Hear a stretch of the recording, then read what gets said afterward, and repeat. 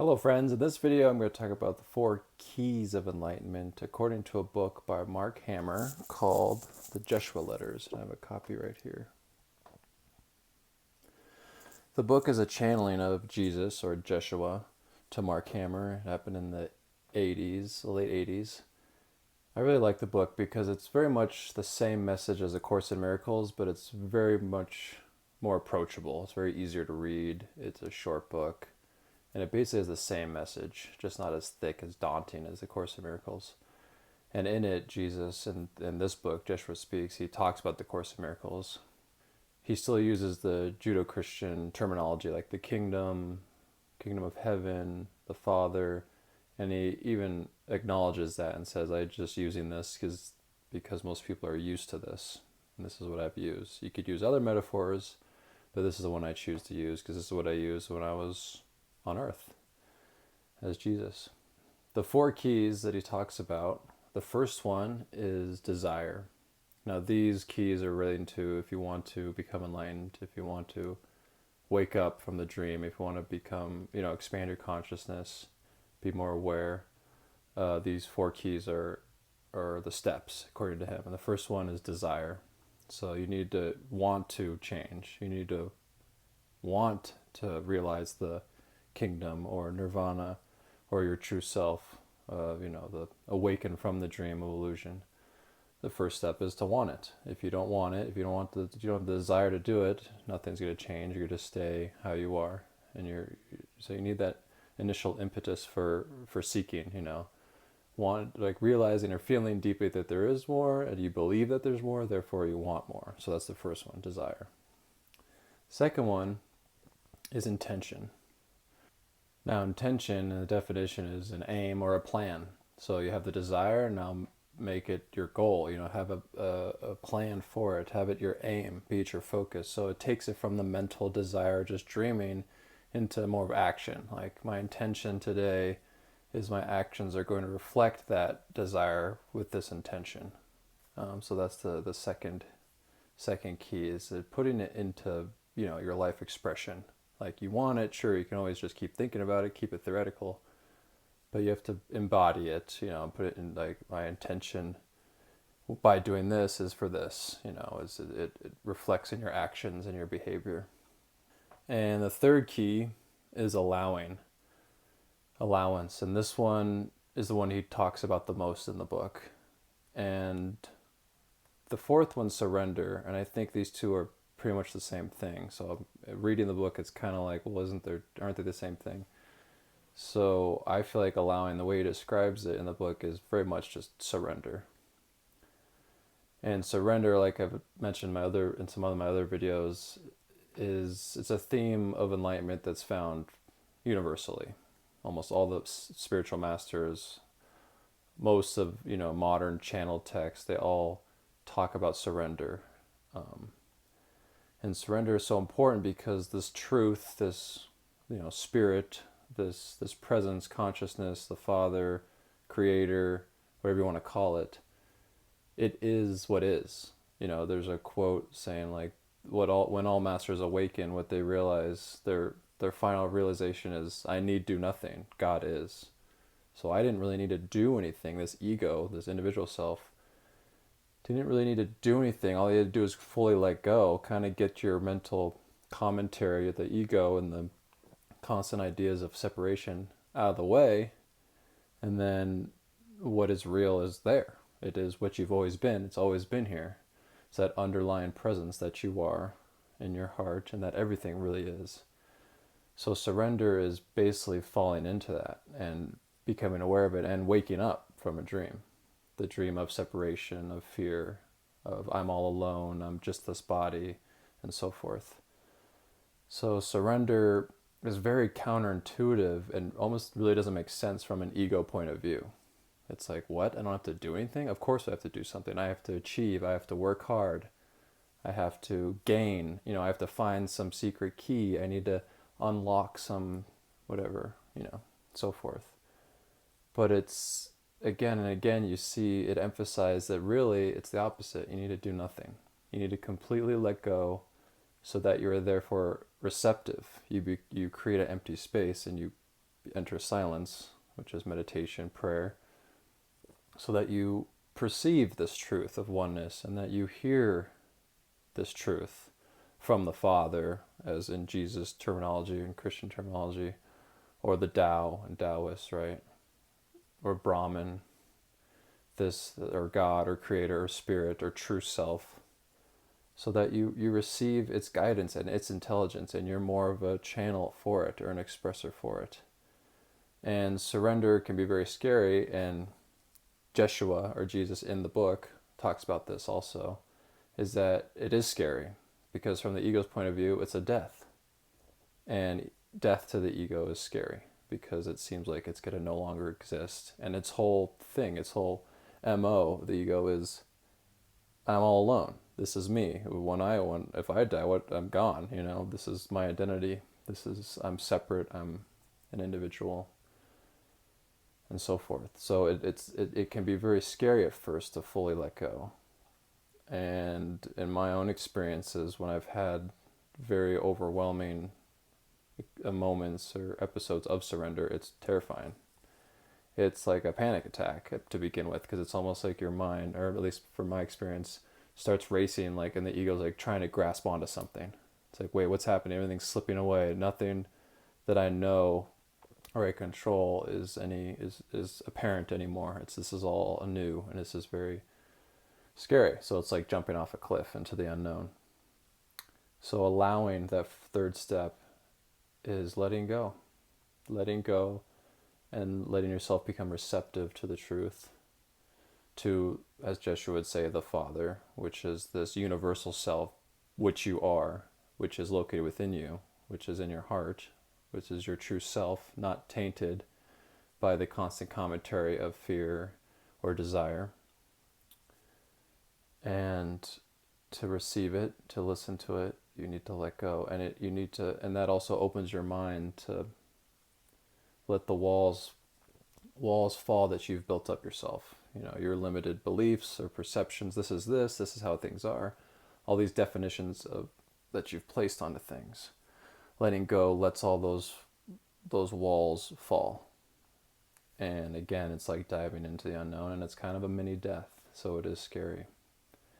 And that's why he also talks about this in the book, how seekers tend to get in this tendency of continually seeking, looking for a magic key, the next secret meditation, the next, revealed method from some ancient yogic text on how this will do the trick, this will open my third eye, this will, so forth. And they'll never find it trying to do that, because they're still looking outside themselves. They're still thinking that some material thing will bring it to them. Really, it's if they totally surrender, totally let go, which for the ego, like I said, is completely counterintuitive and totally against what our society and paradigm think is right? It's like, do nothing. What, are you lazy? You got to achieve, you got to pursue. But it's really relaxing and becoming receptive and at peace with what you are and being in the moment, right? Eckhart Tolle talks about how really the only thing in our way is our own constant thoughts.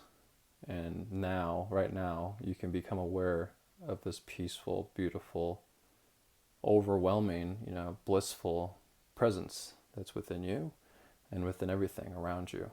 And when you become aware of it, all that melts away, and that's this form of surrender. And the fourth key, like I said, is surrender. So that's the only part in the book where I'm kind of like, it's kind of the same thing, allowing and surrender, but maybe he's kind of saying it's like the final step. It's like fully letting go. Perhaps allowing is the first step. You're kind of like opening it up a little bit, and then surrender is like, all right, I'm totally with the will. I'm doing the will of the one, of the true self. And now I'm fully in the flow, and I'm fully waking up from the dream. So those are the 4 keys. And I want to share some of the quotes from the book, because this is probably my favorite book, at least right now, my favorite spiritual book. And I've reread it like 3 times. It's very easy to read.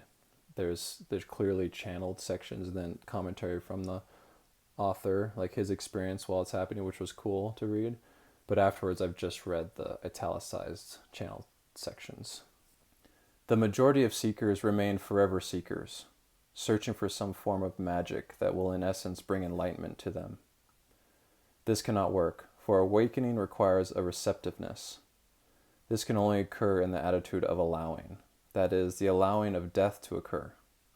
It is irrational to the separate self, or the ego, that the greatest doing occurs in the act of doing absolutely nothing. Therefore, my burden is light and my yoke is easy. No effort is required to enter the kingdom. Allowing is the key to the doorway beyond the dream of the dreamer. Allowing is the process of surrendering the dream of the dreamer himself. When the dreamer dissolves, so too does his dream. There is then only the kingdom, which alone has always been. You are an awakening dreamer. So very much, what I was just talking about, this idea of allowing and letting go.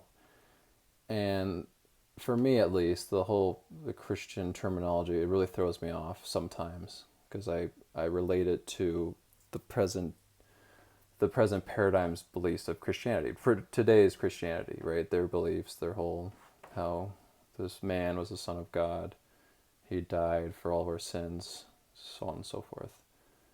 I don't believe in that. I believe more like what this book is, this voice of Jesus, is which he says. He's like, I am you, you are me. I was a dude who became enlightened. I was like, which all of you can do this. And I was just trying to show how our human potential, the deepest potential for humans. And so the terminology throws me off, but the kingdom for me is, which Paul Selig talks about in his channeled books, is the kingdom is just the awareness of the presence of the true self, or God, or creator, or spirit, the one universal self, which is love, right, within everything, which is what you really are. It's the awareness of it in everything and in every now. So the kingdom is being in that presence and acknowledging it in everything. So that's the kingdom. It's not somewhere you go after death, according to this book, right, and according to my belief. It doesn't come later, it's now, and you've actually always been in it, but you've kind of been just in a dream that you've created yourself. And here's another quote I'd like to share. Our task then is only to gently bring the seeker to the experience of attention to what alone has always been, the kingdom. So really, he's just like all spiritual masters, all they're trying to do is get your attention towards what is true. It's like, it's right here, it's right now, right? The kingdom is laid out upon the earth, but people do not see it. Or the Buddha, right? It's nirvana's here. It's the presence. It's emptiness, as he describes it, or it's the void. It's when the ego dies. And it's an also idea that comes up is die before you die, like what Rumi talks about. That's another way of describing surrender.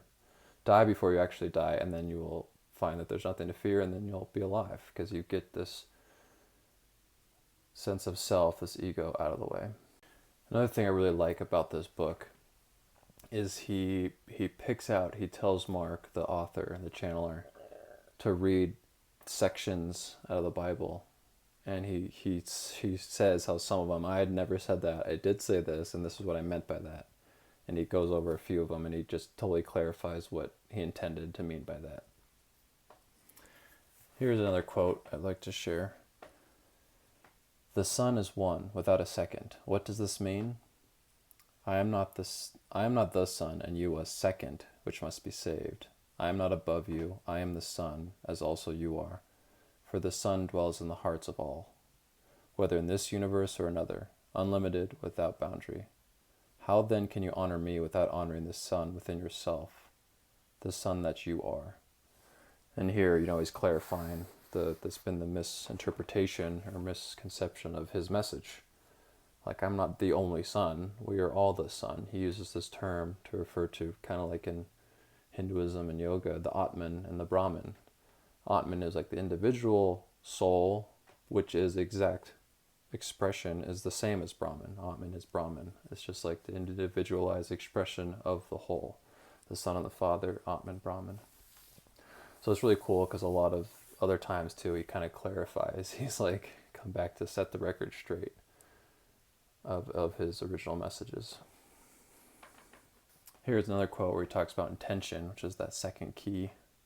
There's but a slight difference between enlightenment and ignorance, intention. Your intention reflects your choice, whether continued belief in the illusion of separation or the acceptance of atonement with the Holy Father. Here's some other quotes talking about his keys that he shares. Know this, that which you are resides in all times and places, yet is always beyond the shadows of illusion. The light I am dawns in the active recognition of what alone is. Your only task is to allow it. The keys I have given you, and these have you used. For the kingdom cannot be approached if there is not first desire, nor can there be movement toward it without clear and uncompromising intention. But the greatest of keys is allowance. For entry therein cannot be gained through self-effort, but through self-disillusion alone. Herein is the essence of my gospel. Neither by much effort, nor yet by mere belief, is the kingdom entered, but in the end of illusion alone. Teach this, be this. Thus does the awakened Son proclaim, I and my Father are one. Again, like I was mentioning before, he says how not through self-effort, and it was just so counter to what we think we need to do. Work hard, be disciplined, right? Not through self-effort, but from self-disillusion, from melting away this idea of this is what I am, this body, my name is Mike, you are you. Totally melting into the Father or the Spirit, which is everything. Another quote, when one comes to the full awareness of that who he is, then all will move closer to that oneness. The greatest gift you can offer to the world is to come into your own full awareness of who you are. When you love all that you are, you will have given to mankind that love, that acceptance. For to awaken to who you are, you will recognize that you are all things. It is that you have these tiny borders, these little rules that say what life is, and because what you receive does not fit within these rules, it is very difficult to deal with. It does not fit in the box. You must push out the boundaries of your mind. This is why we tell you to allow. Allow it to be, even if it does not fit into your current perceptions. This will push out the borders of your mind. In the book, he also emphasizes emotions, which I really like and agree with and can relate to. And here's a good quote describing that. Again, I would share with you that if you would penetrate the veil of your experience and find within it that which can set you free, you must always go to your feelings. For the thoughts you hold are either the products of other minds held in the bondage of darkness, or are born of your own insistence on the truth of circumstance. Never are you apart from the kingdom, save by your clearly free choice. Contemplate this one truth deeply.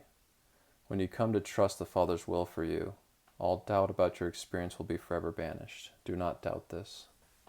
And I'll share a few more quotes. As you come to know me, the recognition will dawn that what I am exists everywhere, as the substance of all things. As you come to know me, the recognition will dawn that you are already all that I represent to the consciousness of humanity. As you come to know me, the recognition will dawn that there is no distance to travel, no growth to occur, no error to correct, save one, your insane perception of yourself as separate from me. You are as a rich man who travels forth with a purse of jewels and gold coins, searching constantly for the treasure he is certain is there for him, forgetting the purse clutched tightly in his hands. When you choose the abundance of the kingdom, there is born a way of living which requires no planning, no achievement, no securing of one's survival. All is prepared before you, the one who serves first the Father who is within you. Again, so counter to what the paradigm is, right? What we think we ought to do. No planning, no achievement. It's very backwards to the ego to think these things, but that is the nature of surrender. It's completely letting go and being like a child, becoming a child that is taken care of and fully loved by a parent. Does a little kid plan? Do they achieve, right? That everything's taken care of, and they're taken care of, and then there's a state of bliss, at least some of the times. Definitely check it out. Highly recommend it. Thanks for watching.